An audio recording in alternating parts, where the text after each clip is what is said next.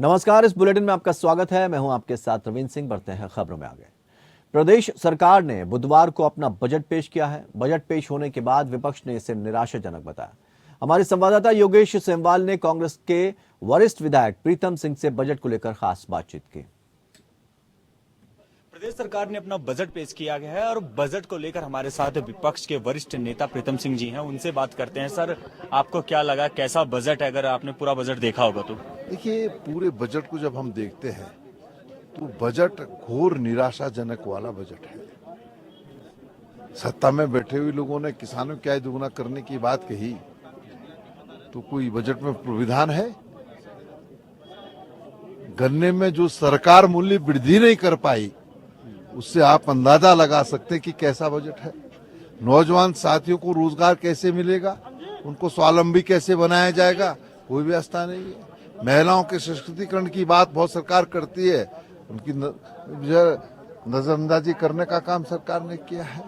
हालात ये है कि पलायन हम कैसे रोकेंगे, बहुत बात होती है रिवर्स पलायन होना चाहिए, लेकिन उसके लिए क्या व्यवस्थाएं की है सरकार ने बजट के अंदर? जो ये घोर निराशाजनक वाला बजट है। महंगाई कैसे कम होगी, गरीब आदमी कैसे अपना जीवन निर्वहन करने का काम करेगा? तो कुछ भी जो है बजट में इस प्रदेश के लिए नहीं दिया है, और जो कुछ भी सरकार अपनी पीठ थपथपाने का काम कर रही है वो केंद्र पोषित योजनाओं के माध्यम से अपनी पीठ थपथपा रही है।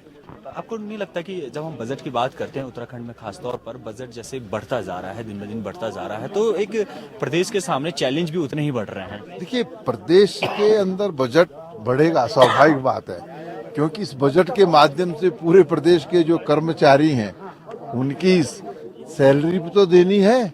जो सरकार का खर्च है वो भी तो इसी में है, चाहे विधानसभा का हो, चाहे मंत्रिमंडल का हो, चाहे विधायकों का हो। ये पैसा कहाँ से है? क्या अलग से व्यवस्था है इसमें? तो ये घोर निराशाजनक। जीएसटी और जीएसटी के लिए भी अलग से जो है वो बजट रखा गया है। माफ कीजिएगा, जीएसटी नहीं, जो ये G20 होने वाला है उसके लिए अलग से जो है वो बजट रखा गया, और एक जोशीमठ के लिए भी बजट रखा गया। मैं कहना चाहता हूँ G20 के लिए भी और जोशीमठ त्रासदी के लिए भी सरकार पहले ही जो है केंद्र सरकार के दर पर जा चुकी है। वरिष्ठ विधायक जिस तरह से बता रहे हैं वो, और निराशाजनक बजट जो है वो बता रहे हैं। मेरे सहयोगी धर्मेंद्र के साथ मैं योगेश सेमवाल, APN न्यूज, गैरसैंण।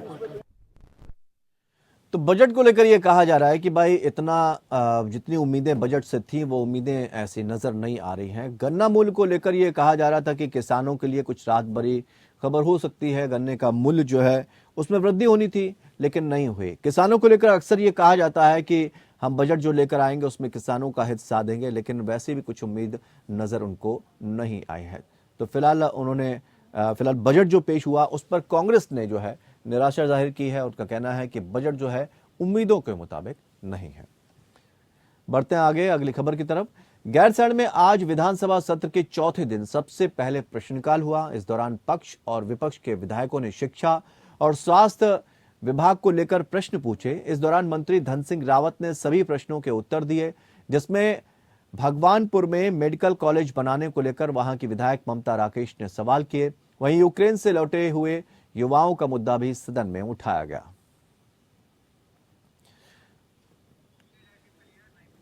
तो मंत्री धन सिंह रावत ने संकेत दिए, बजट सत्र की बात है। विधायक ममता राकेश ने भी तमाम तरह के सवाल किए, मेडिकल कॉलेज को लेकर भी सवाल पूछा। तो गैरसैंण में आज विधानसभा सत्र के चौथे दिन सबसे पहले प्रश्नकाल हुआ और सवाल जवाबों का जो सिलसिला शुरू हुआ, और इस दौरान पक्ष और विपक्ष के विधायकों ने शिक्षा और स्वास्थ्य विभाग को लेकर सवाल जवाब किए और सरकार को भी कहा कि गंभीरता से इन सवालों के जवाब मिलने चाहिए। और इस दौरान मंत्री धन सिंह रावत ने सभी प्रश्नों के उत्तर दिए, जिसमें योगेश सेमवाल हमारे सहयोगी इस खबर पर हमारे साथ जुड़े हुए हैं। योगेश, सवाल जवाब का तो सिलसिला यहां पर चला, लेकिन एक जो मूल सवाल और बहुत ही गंभीर सवाल उन लोगों के लिए जो यूक्रेन में थे, अपने मेडिकल का कोर्स कर रहे थे और उनका कोर्स नहीं हो पाया, उनका भविष्य अभी भी अधर में है। इन सवालों का कोई जवाब अभी तक मिल पाया क्या? बिल्कुल आपको बताना चाहेंगे रविंद्र कि ये सवाल जो है वो उठा था, जो विधानसभा है उसमें उठा था सदन के अंदर, और जो शिक्षा मंत्री है या कहें जो कि मेडिकल मिनिस्टर हैं, उन्होंने साफ तौर पर कहा कि हम उसी अनुरूप इस पे आगे बढ़ेंगे जो केंद्र सरकार की गाइडलाइन होगी। केंद्र सरकार जो कहेगा हम उसी के अनुसार जो है वो आगे बढ़ेंगे। और केंद्र सरकार ने फिलहाल ऐसी कोई भी बात जो है प्रदेश सरकार से नहीं कही है जिसमें उनको यहाँ पर डिग्री देने की बात हो, क्योंकि जो सवाल पूछा गया था वो ये है कि जो लोग यूक्रेन से लौटे हैं क्या उन्हें आप लोग मेडिकल की डिग्री उनकी पूरी करवा रहे हैं, तो उन्होंने साफ तौर पर इससे इनकार किया। मेडिकल कॉलेज को लेकर भी यही मामला उठा कि मेडिकल कॉलेज जो है भगवानपुर में, वहां के विधायक है उन्होंने उठाया कि भगवानपुर में मेडिकल कॉलेज होना चाहिए। जो स्वास्थ्य मंत्री उन्होंने सीधे तौर पर कहा कि भगवानपुर में मेडिकल कॉलेज नहीं खुल सकता है क्योंकि वहां पर ऐसा कोई भी हॉस्पिटल नहीं है जो कि मेडिकल कॉलेज खोलने के लिए जो गाइडलाइन होती है उनको पूरा करता है। ये सारे सवाल जो है, क्योंकि प्रश्नकाल चला तो उसमें उठा, कॉलेजों को लेकर जो है प्रश्न उठे, तो इन सब में सीधे तौर पर जो है वो जवाब देते हुए शिक्षा मंत्री, क्योंकि उन्हीं के पास जो है स्वास्थ्य मंत्रालय भी है, तो अगर कहे तो धन सिंह रावत जो है वो सीधे तौर पर इन सब चीजों के जवाब देते रहे। उसके बाद अगर बात करें तो प्रश्नकाल खत्म होने के बाद जो है विशेषाधिकार जो होता है उसमें एक सवाल उठा, और उसमें एक बार फिर से आदेश चौहान जो कांग्रेस के विधायक है उन्होंने जो पहले दिन हंगामा किया था और दूसरे दिन जिस दिन उसी मुद्दे को लेकर पूरे दिन जो है वो हंगामा कांग्रेस ने किया, उसको लेकर हंगामा इतना बढ़ गया था कि निलंबन तक कांग्रेस के विधायकों का करना पड़ा। पर उन्होंने सवाल किया, पीठ ने कहा था कि ये मामला कोर्ट में चल रहा है और कोर्ट में चलने की वजह से जो है हम इसमें कोई भी निर्णय नहीं ले सकते हैं। जिसके बाद आदेश चौहान ने आज इसी बात को उठाया, उन्होंने कहा कि ये मामला कोर्ट में नहीं चल रहा है, ये मामला जो है एसएसपी से जुड़ा हुआ है और एसएसपी ने जो है विधायक के साथ जो है अभद्रता की थी। उसके बाद विशेषाधिकार हनन का जो मुद्दा जो है वो सदन के अंदर उठा था और इसे पीठ ने साफ तौर पर उस समय इसे मना कर दिया था, ये कहते हुए कि कोर्ट में ये मामला चल रहा है। लेकिन आज उन्होंने बताया कि कोर्ट में मामला नहीं चल रहा, जिसके बाद विधानसभा अध्यक्ष ने जो है इस पर जांच की बात कही है। उन्होंने कहा है कि अब इस पर जांच कराया जाएगा। ये कांग्रेस लगातार इस मुद्दे को शुरू से ही उठा रही थी, ये अभी कुछ मुद्दे हैं। अब थोड़ी देर की अगर बात करें तो कैबिनेट बैठक शुरू होने वाली है, क्योंकि कैबिनेट बैठक में फैसला लिया जाएगा कि क्या कितना आगे की ये सदन चलाना है कि नहीं चलाना है या फिर स्थगित कर देना है, और अन्य कई चीजों में जो है बैठक होगी। कई सारे सवाल जो है इस तरह के सवाल उठे योगेश, इस तरह के सवाल कई बार उठे बैठक में जो है। योगेश आवाज आ रही ना अब तक? जी। मैं ये जानना चाहता हूं, इस तरह के सवाल भी कई बार उठे कि सरकार को या सत्ता पक्ष को अपनी जो बात रखनी है वो अपनी बात रखे, उसके बाद सदन स्थगित। इस तरह के सवाल भी विपक्षी दलों ने खड़े किए हैं। यहां हम ये भी समझना चाहेंगे आपसे, चूंकि बजट को उम्मीदों भरा बताया गया है, अब ये किनकी उम्मीदों से भरा हुआ बजट है? सरकार के लिए उम्मीदों से भरा है या जो किसान है या जो युवा है उनकी उम्मीदों से भरा है?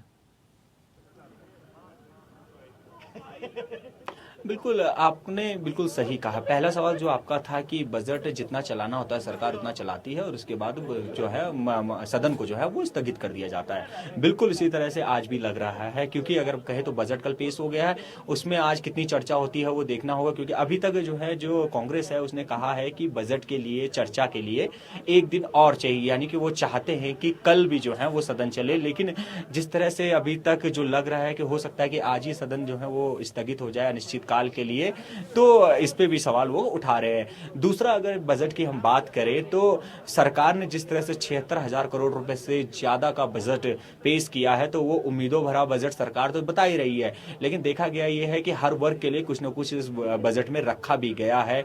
हर विभाग ने जो है बजट में उनको अच्छा, पिछले बार की तुलना में अच्छा बजट इस बार मिला है। स्वास्थ्य को बहुत अच्छा बजट मिला है, शिक्षा को अच्छा बजट मिला है, अगर देखा जाए पीडब्ल्यूडी को अच्छा बजट मिला है। ये ऐसे विभाग हैं जो आम लोगों से जुड़े होते हैं, तो इनको अच्छा बजट मिल रखा है।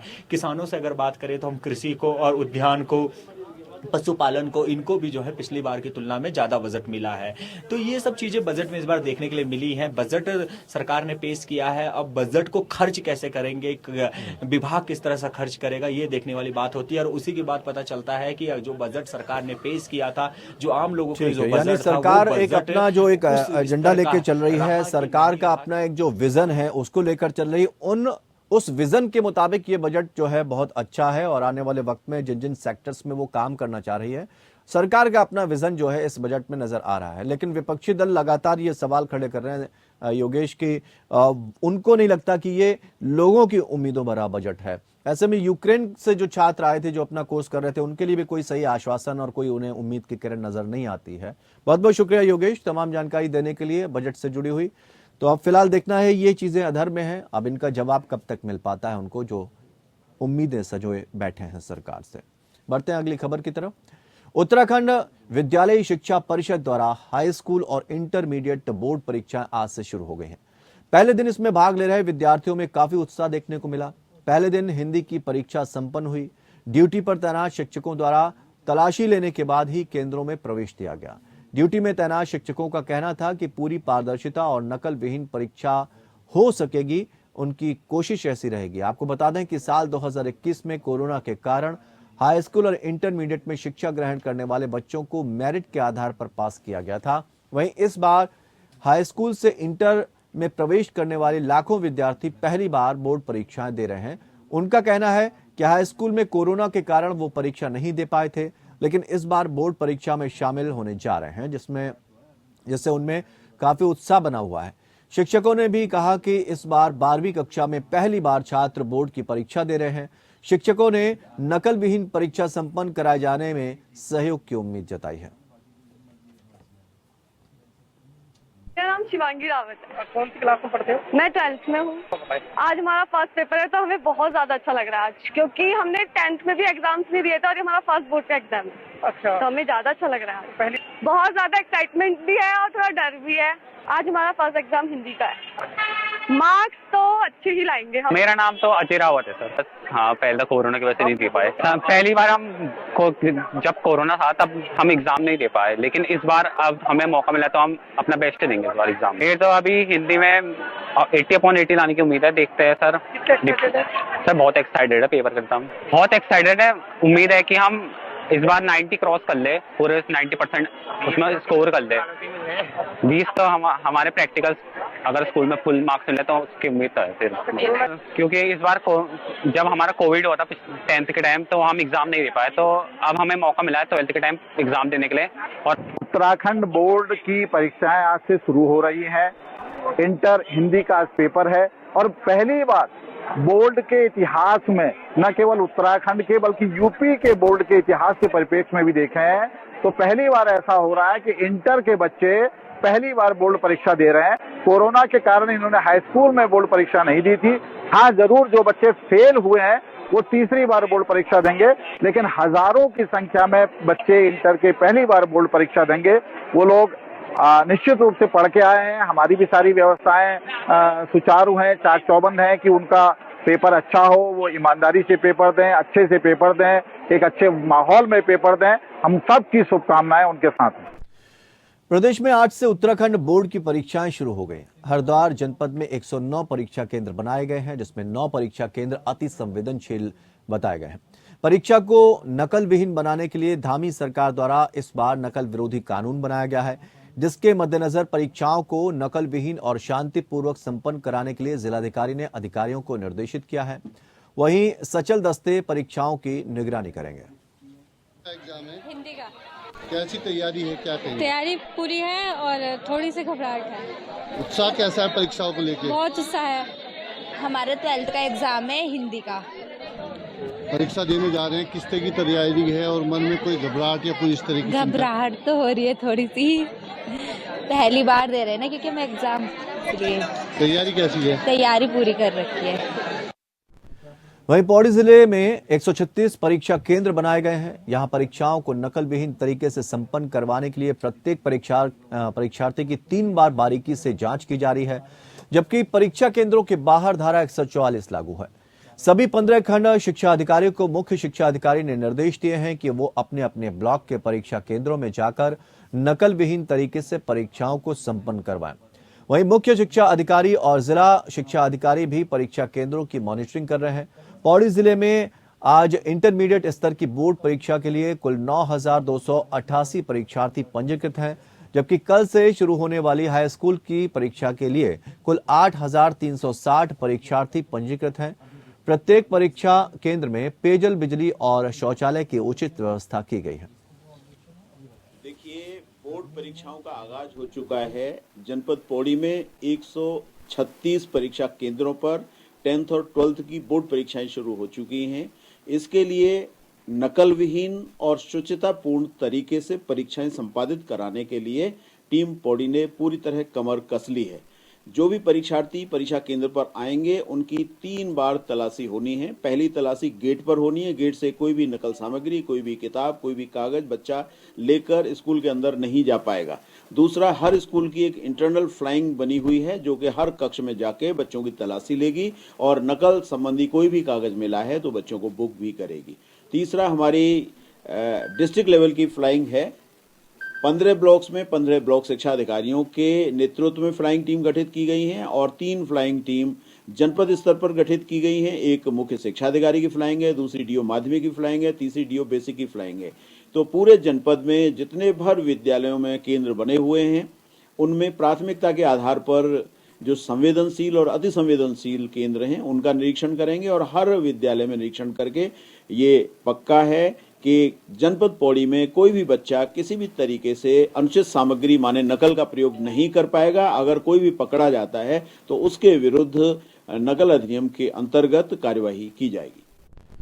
प्रदेश के मुख्यमंत्री पुष्कर सिंह धामी ने आज से शुरू हुई बोर्ड परीक्षा को लेकर बच्चों को शुभकामनाएं दी हैं। सीएम ने साफ कहा कि सभी परीक्षार्थी तैयारी करें और आपका परिणाम अच्छा हो, यही कामना है। वहीं विपक्ष द्वारा बजट पर सवाल खड़े किए जाने पर उन्होंने कहा कि पूरी जनता को बजट अच्छा लगा है, बस विपक्ष को अच्छा नहीं लगा।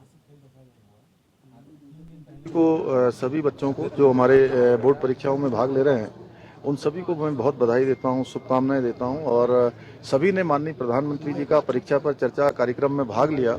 निश्चित रूप से उन बच्चों ने उन बातों को निश्चित रूप से अंगीकार किया होगा जो माननीय प्रधानमंत्री जी ने सभी का उसमें मार्गदर्शन किया था और सारे बच्चे सफल हों और अच्छी तरह से एग्जाम दें, खूब सारे अंक प्राप्त करें, मेरी शुभकामनाएं।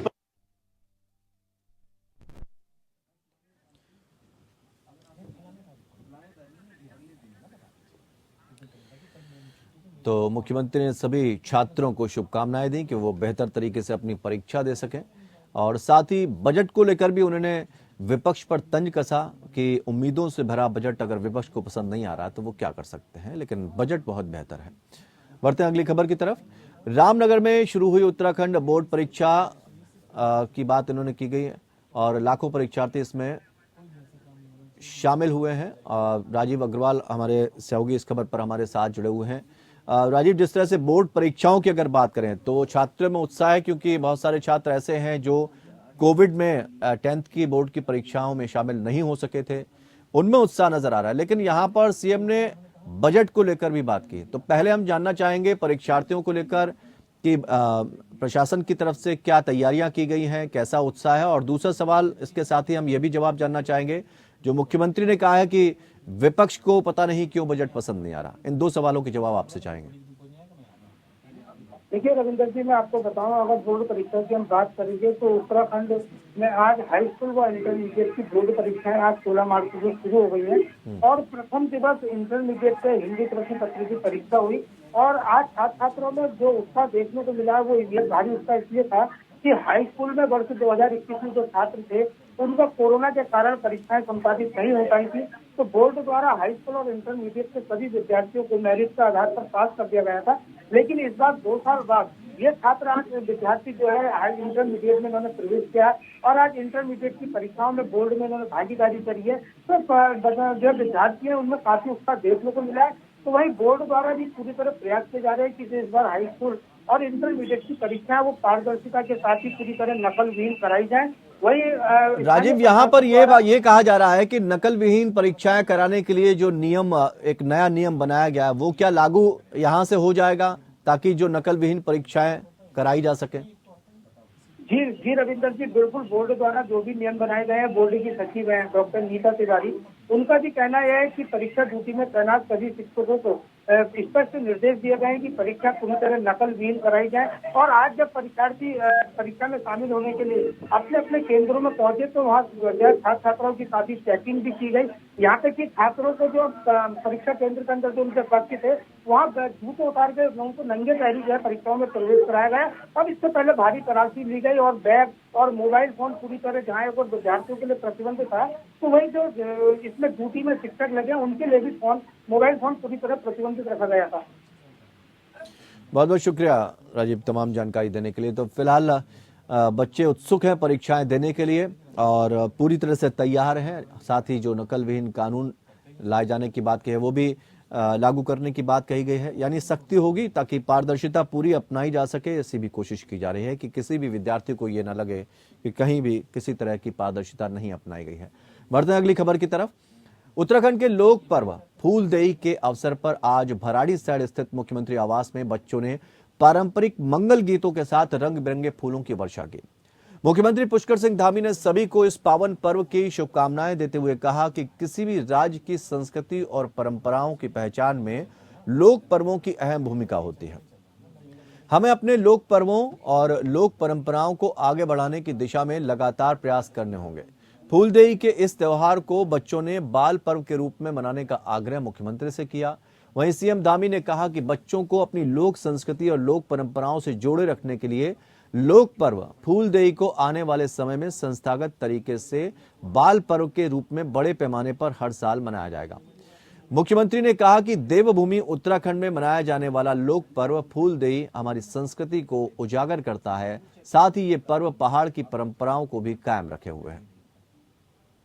मैं कक्षा 9 में पढ़ती हूँ। मैं जीआईसी भराड़ी से इसी इलाके की हूँ और हम कल भी हमने फूलदेई मनाया था। जिस प्रकार की मुख्यमंत्री ने हमें देखा और उन्होंने आज भी हमें आमंत्रित किया और उसी प्रकार उन्होंने हमें कहा कि मुझे तुम्हें देख के मुझे अपनी बचपन की याद आ गई और जो तुम मना रहे हो यह प्रकृति का बहुत ही अच्छा पर्व है। और हमने एक मांग भी की है, जो मांग है कि हमने कहा है फूलदेई को उत्तराखंड का राज्य बाल पर्व घोषित किया जाए। उन्होंने कहा हाँ ये होगा। अब हम इस पर चर्चा करेंगे और हमारी ये मांग वो जरूर पूरी करेंगे।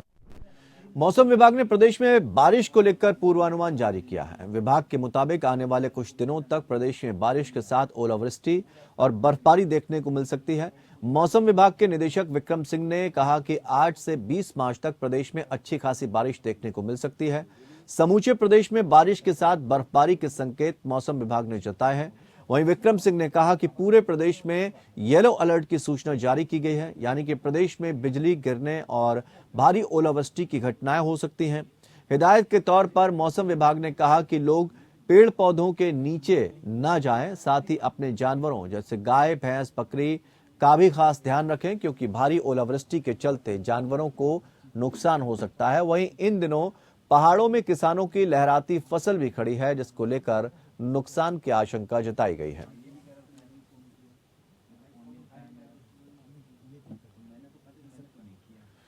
रुद्रपुर कोतवाली क्षेत्र के भदईपुरा में देर रात अज्ञात चोरों ने एक ज्वेलरी शॉप में वारदात को अंजाम दिया। उन्होंने कटर से लॉकर काटकर लाखों के माल पर हाथ साफ कर दिया।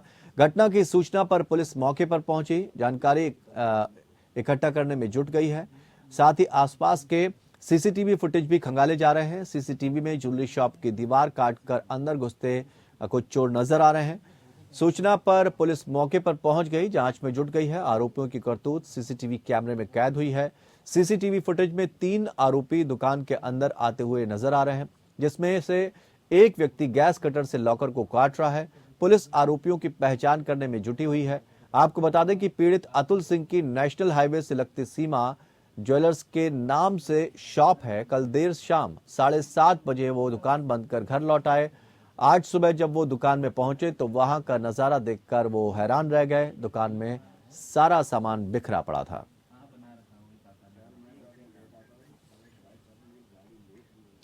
तो इस बुलेटिन में फिलहाल इतना ही, लेकिन खबरों का सफर लगातार जारी रहेगा। जुड़े रहिए हमारे साथ।